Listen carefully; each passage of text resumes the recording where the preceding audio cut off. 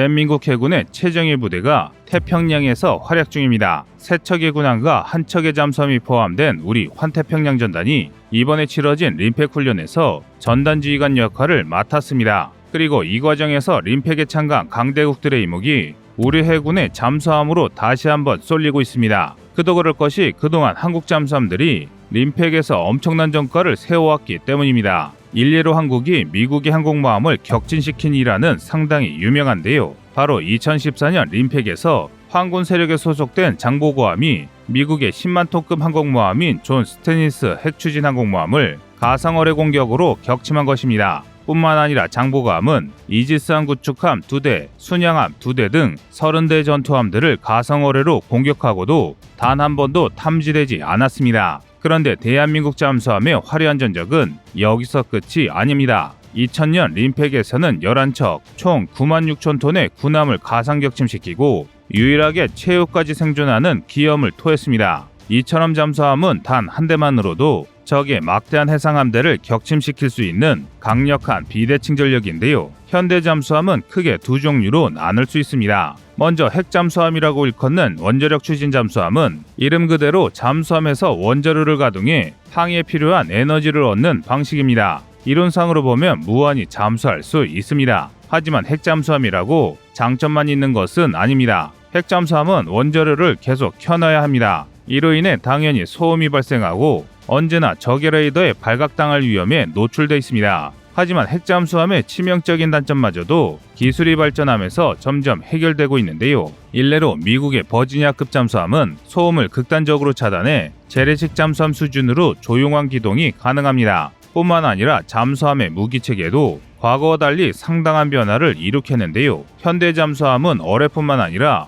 미사일을 사용해 대함 공격을 감행하기도 합니다. 반면 아직도 많은 국가들은 조용하고 위력적인 재래식 잠수함을 운영합니다. 그중 우리나라가 사용하는 재래식 잠수함은 디젤 엔진을 사용 중입니다. 그런데 디젤 엔진은 공기가 주기적으로 필요하기 때문에 상승과 잠수를 반복해야 합니다. 이 때문에 잠수함의 가장 치명적인 약점이 노출되는 것인데요. 그런데 기술의 발전이 거듭돼 최근까지는 공기부려 추진 체계인 AIP 방식을 사용했습니다. 이는 수소와 산소의 화학 반응을 통해 발생한 전기를 추진 모터에 공급하는 방식으로 한 번 잠수하면 무려 14일 동안이나 잠항할 수 있습니다. 게다가 이 기술은 최근 잠수함용 리튬이온 배터리가 개발되면서 더욱 발전했는데요. 최저 속도 잠항 시간은 166%, 최고 속도 잠항 시간은 무려 305%나 향상되었습니다. 특히 우리나라는 장보고3 건조에 최초로 리튬이온 배터리를 적용하면서 중대형 잠수함에서 리튬 전지를 적용한 세계 두 번째 국가가 됐습니다. 즉 대한민국의 잠수함 건조 기술력은 세계를 선도하고 있다는 것인데요. 이처럼 잠수함이 전장에서 전쟁의 판가름을 가를 키메이커로 등장하게 된 것은 바로 유보트 때문입니다.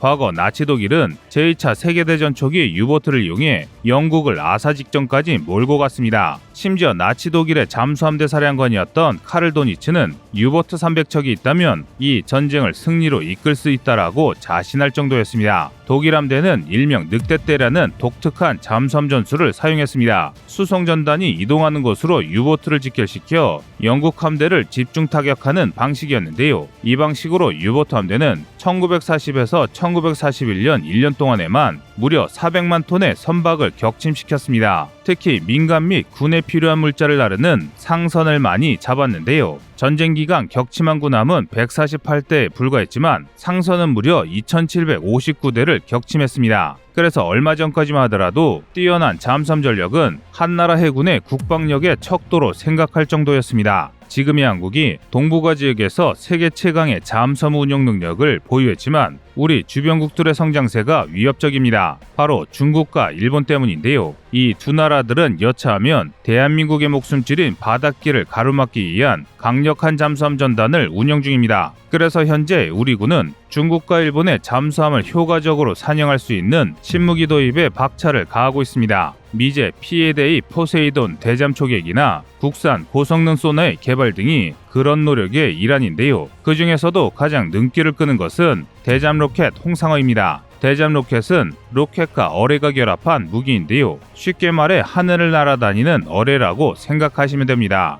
홍상어는 적잠수함이 탐지되면 그 근처까지 로켓처럼 하늘로 날아가서 머리 부분에 숨겨둔 어뢰를 투하합니다. 그리고 물속에 들어간 어뢰는 자체 소나 레이더를 이용해 적잠수함을 타격합니다. 우리나라는 지난 2009년부터 자체 기술로 대잠 로켓 홍상어를 개발하여 사용하고 있는데요. 현재 대한민국은 잠수함 운용 능력과 대잠 능력에서는 타의 추종을 불허할 정도로 세계 최정상의 실력을 자랑하고 있습니다. 이상 꺼리투브의 두 번째 미션이었습니다.